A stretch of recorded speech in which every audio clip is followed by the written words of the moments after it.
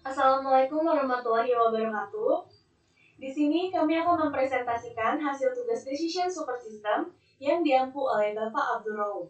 Presentasi kali ini mengenai implementasi dan evaluasi sistem pendukung keputusan, strategi implementasi sistem pendukung keputusan dalam organisasi, dan metode evaluasi aktivitasnya.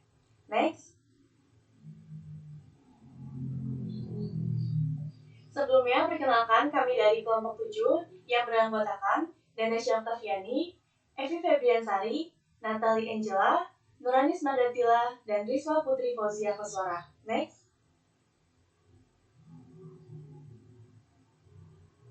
Implementasi sistem pendukung keputusan. Implementasi SPK dalam sebuah organisasi melibatkan strategi implementasi dan metode evaluasi aktivitasnya, sehingga melibatkan langkah-langkah penting untuk membantu pengambilan keputusan yang efektif.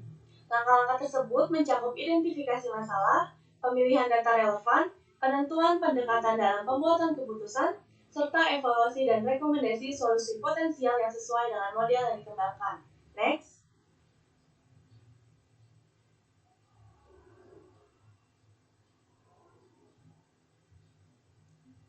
Implementasi strategi merupakan teknik di mana suatu organisasi mengembangkan, memanfaatkan, dan mengintegrasikan struktur organisasi, budaya, sumber daya, orang, dan sistem kontrol untuk mengikuti strategi sehingga tercapai tujuan organisasi serta mendapat keunggulan dibanding kompetitor pasaran.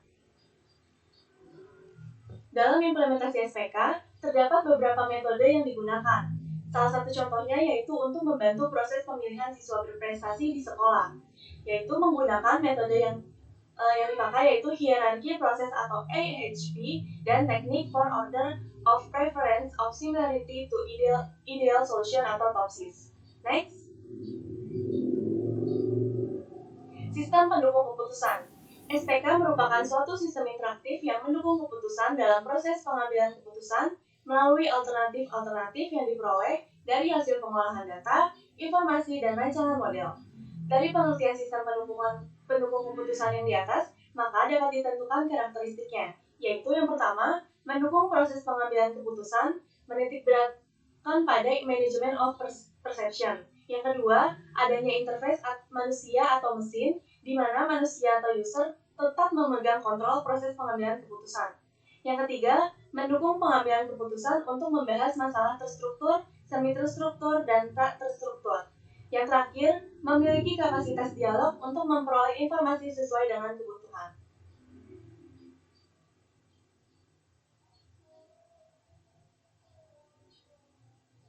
Selanjutnya, itu adalah strategi penerapan sistem pendukung keputusan atau SPK dalam organisasi. Yang pertama itu butuh penilaian. Itu ada identifikasi masalah, tetapkan dengan jelas masalah yang diinginkan dipecahkan oleh DSS. Lalu ada memahami persyaratan. Kumpulkan persyaratan dari semua pemangku kepentingan, termasuk pengguna akhir untuk memastikan sistem memenuhi kebutuhan mereka. Lalu itu yang kedua ada dukungan eksekutif. Yang pertama itu memperoleh dukungan, yaitu dapatkan dukungan dari manajemen puncak untuk memastikan alokasi sumber daya yang diperlukan dan memfasilitasi proses implementasi. Lalu itu ada komunikasi manfaat, yaitu komunikasikan dengan jelas manfaat dan potensi ROI DSS ke semua tingkatan organisasi. Lalu yang ketiga itu perencanaan proyek. Yang pertama kembangkan peta jalan, itu buat rencana implementasi terperinci dengan jadwal, tonggak sejarah, dan tanggung jawab. Alokasi sumber daya itu pastikan sumber daya yang memadai atau keuangan, teknis, dan manusia dialokasikan untuk proyek. Lalu yang keempat itu ada pemilihan teknologi. Yang pertama itu evaluasi pilihan, pilih teknologi DSS yang tepat, yang selaras dengan infrastruktur TI organisasi yang ada. Lalu skalabilitas dan fleksibilitas. Pilih sistem yang dapat diskalakan dan fleksibel untuk beradaptasi dengan kebutuhan masa depan. Lalu yang kelima itu ada manajemen data. pengumpulan data itu pastikan pengumpulan data yang akurat dan konsisten dari berbagai sumber. Lalu kualitas data, terapkan prosedur untuk menjaga kualitas dan integritas data yang tinggi. Lalu ada kustomisasi dan integrasi. Itu sesuaikan sistem, sesuaikan DSS agar sesuai dengan kebutuhan spesifik organisasi. Lalu integrasi sistem, pastikan integrasi yang lancar dengan sistem dan proses yang ada dalam organisasi.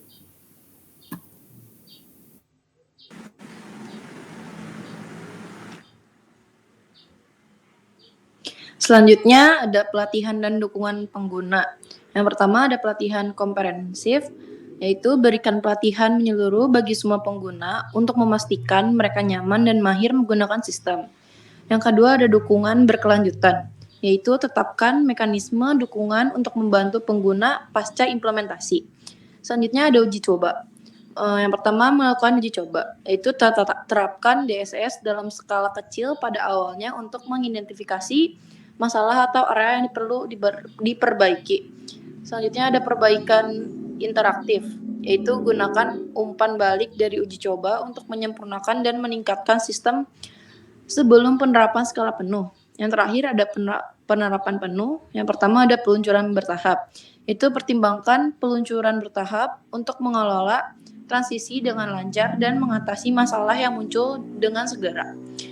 Terus yang kedua ada manajemen perubahan, yaitu terapkan strategi manajemen perubahan untuk membantu organisasi beradaptasi dengan sistem yang baru. Selanjutnya ada strategi implementasi SPK, juga melibatkan langkah-langkah seperti evaluasi atau retrofesi untuk merenungkan strategi yang diterapkan serta mengevaluasi kesuksesan proses implementasi dan strategi itu sendiri. Hal ini membantu dalam mengungkapkan pelajaran yang dipetik dari proyek strategi, serta membantu menghindari potensi risiko dan meraih kesempatan baru pada masa datang. Yang keempat, ada evaluasi sistem pendukungan keputusan SPK. Evaluasi dan pemeliharaan SPK merupakan bagian penting dari implementasi SPK. Evaluasi hasil keputusan yang selalu dimonitoring, dan manajer perlu mengevaluasi apakah implementasi dilakukan dengan lancar dan keputusan memberikan hasil yang diinginkan. Metode evaluasi aktivitas SPK melibatkan penilaian terhadap kriteria-kriteria tertentu sesuai dengan bidang organisasinya. Evaluasi penting untuk memastikan bahwa keputusan yang dihasilkan oleh SPK sesuai dengan tujuan organisasi dan memberikan hasil yang diinginkan.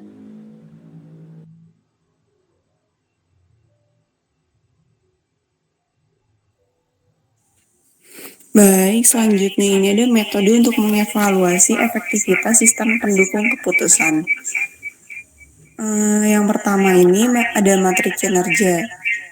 Isinya itu yang pertama ada indikator kinerja utama atau KPI. Di sini itu menentukan dan mengukur KPI yang mencerminkan tujuan DSS. Yang kedua, efisiensi dan akurasi. Peningkatan kecepatan dan akurasi dalam pengambilan keputusan. Yang B ini ada kepuasan pengguna. Survei dan umpan balik. Kumpulan umpan balik dari pengguna mengenai keputusan dalam mereka terhadap sistem. Yang kedua ini ada studi pengguna. Kegunaan. Lakukan studi kegunaan ini untuk mengidentifikasi masalah antar muka pengguna atau hambatan terhadap pengguna yang efektif. Yang C ini ada analisis biaya manfaat. Yang isinya itu yang pertama ada perhitungan ROI. Yang isinya itu membandingkan biaya penerapan dan pemeliharaan DSS dengan manfaat finansial yang dicapai. Yang kedua ada penghematan biaya, yaitu mengevaluasi pengurangan biaya operasional karena peningkatan pengambilan keputusan. Selanjutnya ini yang D ada dampak pada kualitas keputusan. Yang isinya itu pertama ada hasil keputusan, yaitu menganalisis hasil keputusan yang dibuat dengan DSS dibandingkan dengan hasil keputusan yang dibuat tanpanya. Yang keduanya ini ada studi kasus, yaitu kembangkan studi kasus untuk menggambarkan dampak DSS pada keputusan atau proyek tertentu. Lalu selanjutnya ada pemanfaatan sistem. Di pemanfaatan sistem ini terdiri dari dua, yaitu statistik penggunaan, yaitu memantau seberapa sering dan luasnya DSS digunakan oleh para pengambil keputusan. Lalu ada tingkat adopsi, ukur tingkat adopsi dan identifikasi hambatan atau hambatan apapun terhadap penggunaan.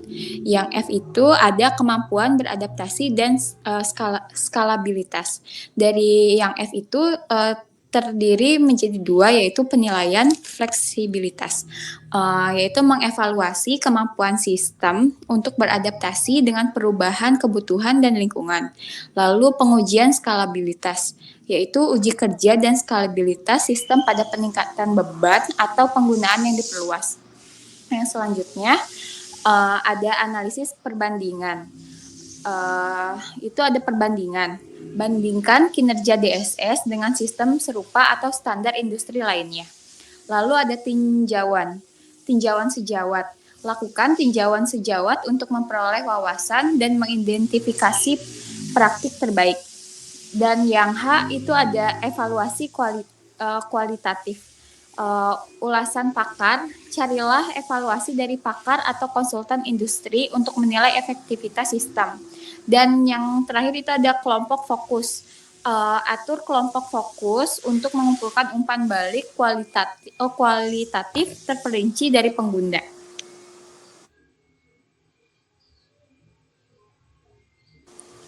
Lalu kesimpulan dengan mengikuti strategi implementasi SPK yang terstruktur dan metode evaluasi efektivitas yang efektif, organisasi dapat memastikan bahwa SPK mereka berfungsi dengan baik dan meningkatkan efektivitas organisasi secara keseluruhan.